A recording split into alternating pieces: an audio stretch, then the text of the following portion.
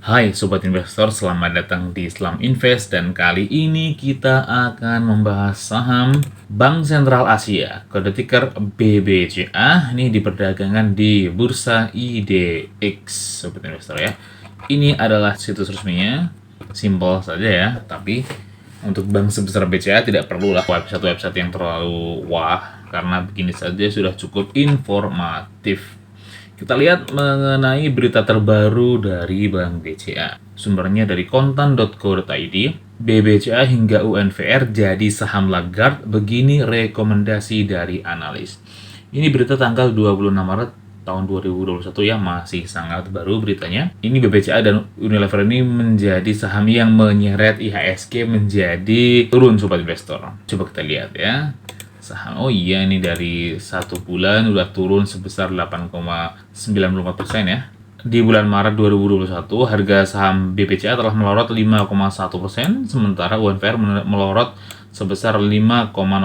Adapun BBCA dan UNVR telah mengikis IHSG masing-masing 35 poin dan 11,4 poin. Asal tahu saja, BBCA memiliki kapitalisasi pasar paling besar di bursa IDX ya tentunya, hingga 777 triliun atau setara 10,78%. Jadi Bank BCA itu kapitalisasi pasarnya itu sudah mencapai 10% sendiri dari semua perusahaan yang terdaftar di bursa IHSG Sobat Investor. Itu besar sekali, wow. Jadi kalau BPCA itu sampai turun, kemungkinan besar bursa IHSG juga ikut turun. Apalagi ditambah dengan Unilever ya. Unilever ini memiliki kapitalisasi pasar hingga 254 triliun atau sebesar 3,5% dari total kapitalisasi pasar di bursa.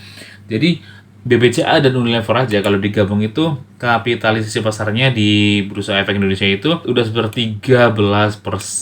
Ini dua perusahaan dibandingkan dengan beberapa ratus perusahaan sisanya, ini udah mencapai 13% sendiri gabungan dari dua perusahaan itu. Bank Sentral Asia (TBK) adalah bank swasta terbesar di Indonesia. Didirikan pada tanggal 21 Februari tahun 1957, udah lama sekali ya, dengan nama Bank Sentral Asia NV, dan pernah menjadi bagian penting dari Salim Group.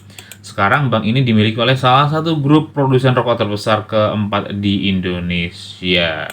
Jadi pemegang saham terbesar dari Bank BCA itu adalah PT Dwi Muria Investama Andalan, yaitu sebesar 54,94% persentasenya. Sedangkan PT Dwi Muria ini sendiri dipegang oleh Robert Budi Hartono sebesar 51% dan Bambang Hartono sebesar 49%.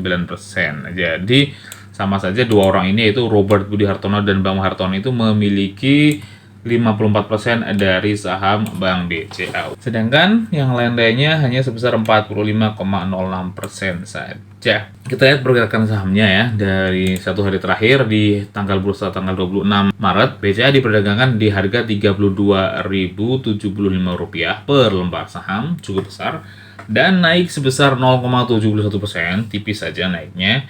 Dalam 5 hari sudah turun sebesar 3,39%. Dalam 1 bulan ini turun cukup dalam ya untuk ukuran Bank BCA, besar 8,94% itu cukup dalam Sobat Investor, sampai menyeret IHSG menjadi turun.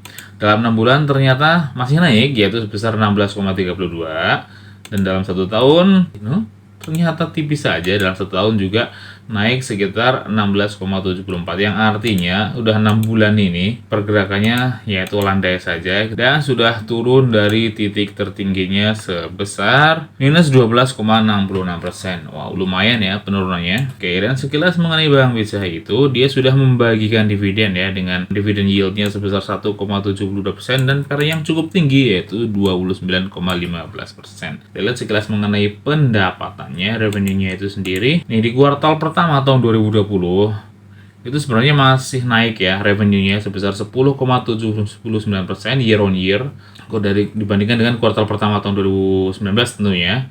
Dan net income-nya juga naik sebesar 8,57%. Sebenarnya masih naik bagus ya di kuartal pertama tahun 2020.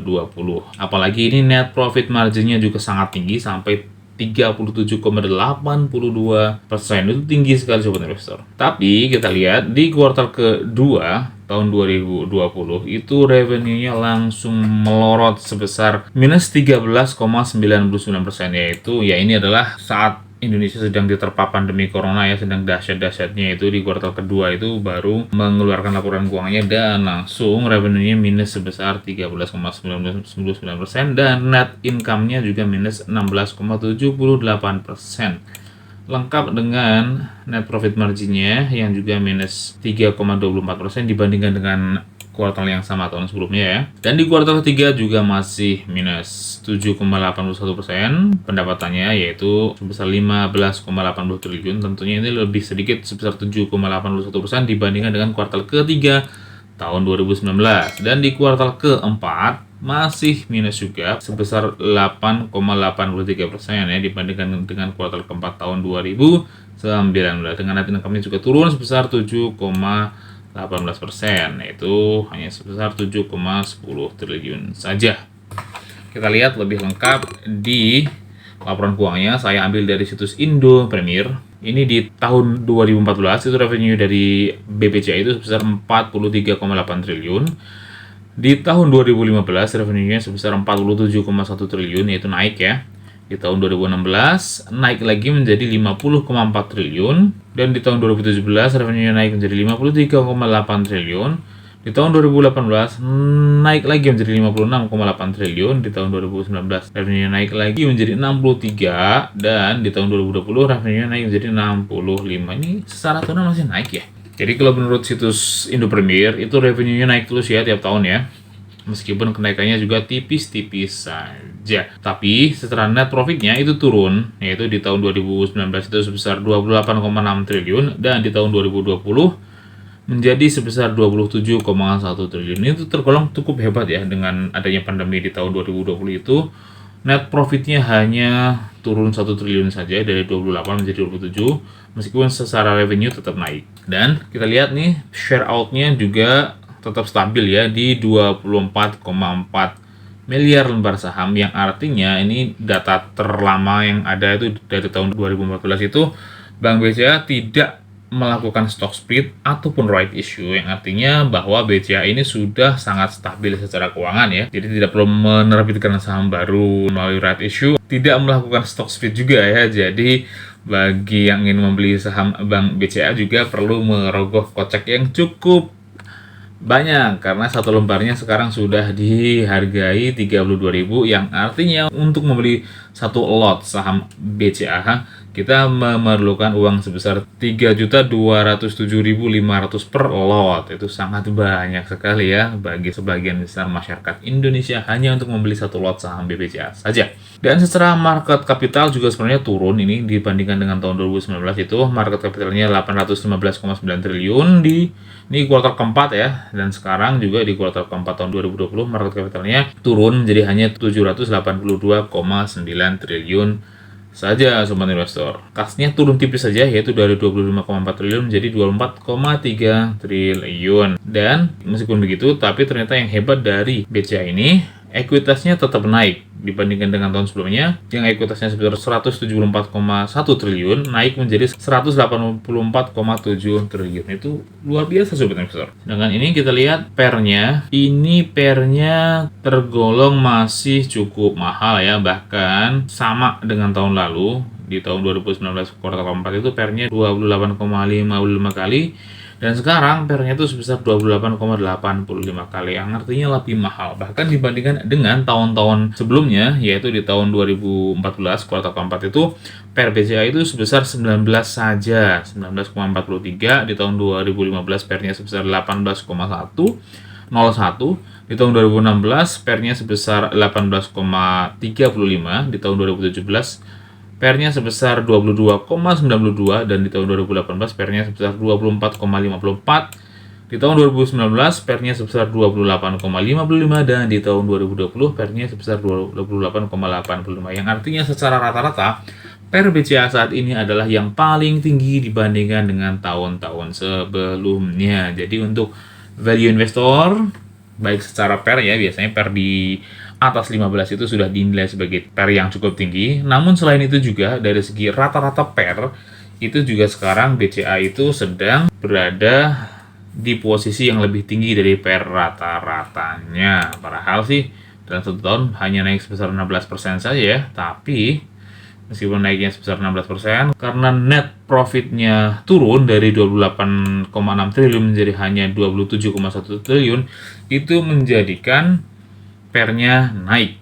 Jadi net profitnya turun dan harga sahamnya naik sebesar 16,74%, itu menjadikan price to earning ratio-nya naik sedikit ya, dari 28,55 di tahun lalu menjadi 28,85 di kuartal keempat tahun 2020 atau sekarang ya. Secara BBV berkurang tipis dari tahun lalu sebesar 4,68 kali dan sekarang hanya 4,24 kali. Dan secara return on asset-nya ini turun tipis saja.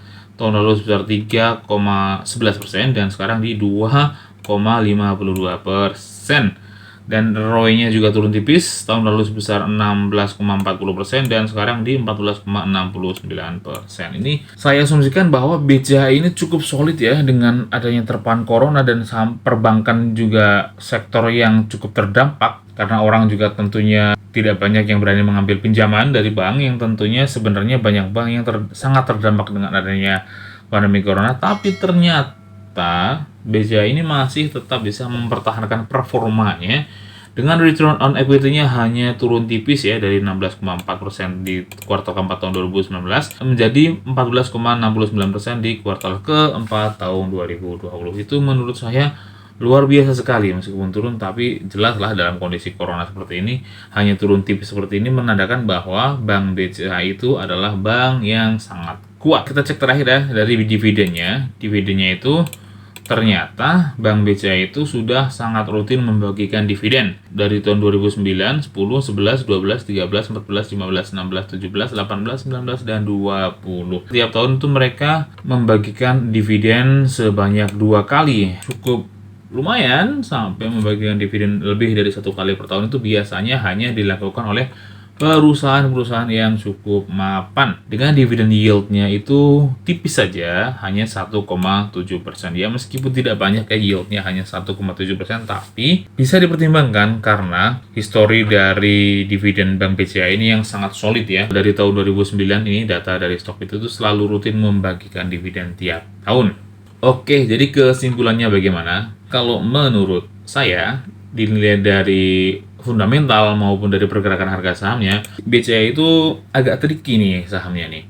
Kenapa? Kalau untuk growth investor, investor-investor yang menginginkan profit yang cepat dalam waktu singkat, itu juga BCA sangat tidak cocok, karena dalam 1 tahun juga hanya naik sebesar 16% saja, dan sekarang trennya juga sedang bearish ya. Dalam 1 bulan ini sudah turun sebesar 8,9%, dan bahkan dalam 6 bulan juga dari bulan November 2020 sampai sekarang itu hanya bergerak sideways saja, dan kita tidak tahu sampai kapan akan sideways seperti ini terus, yang artinya saham BCA ini masih kurang cocok bagi growth investor ataupun trader-trader yang menginginkan profit dalam waktu singkat. Sedangkan untuk value investor sendiri atau investor yang mencari saham dengan harga murah, harga BCA ini sekarang tergolong cukup mahal. Kenapa? Karena pairnya yang sekarang di angka 28,85 menurut situs Indopermir, dan lebih tinggi dari pair rata-ratanya dalam beberapa tahun ke belakang. Jadi secara value juga tidak cocok ya untuk value investor, meskipun secara BBV sih turun tipis ya dari 4,6 ke 4,2 itu, tapi belum cukup untuk menjadi dasar para value investor untuk mulai masuk di saham BCA. Sedangkan untuk dividen investor, nah ini yang mungkin sedikit cocok karena BCA ini sangat rutin membagikan dividen meskipun yieldnya hanya 1,2%. Jadi menurut saya BCA itu hanya diperuntukkan untuk investor-investor yang uangnya sudah banyak dan ingin menanamkan sahamnya di perusahaan yang sangat mapan dengan dividen yang rutin, meskipun dividennya juga tipis saja. Oke, jadi itu saja kesimpulan dari saya. Bagaimana pendapat kalian mengenai Bank BCA ini? Apakah kalian tertarik atau tidak dengan saham Bank BCA ini? Tuliskan pendapat kalian di kolom komentar. Klik like dan share jika kalian menyukai video ini, atau dislike saja jika kalian tidak menyukai video ini. Dan bagi yang belum subscribe, silahkan klik tombol subscribe-nya dan nyalakan loncengnya untuk terus mendapatkan update dari Islam Invest. Jika kalian memiliki request saham apa yang ingin dibahas selanjutnya, tuliskan juga di kolom komentar. Oke, cukup sekian video kita kali ini. Sampai jumpa di video selanjutnya. Salam investasi.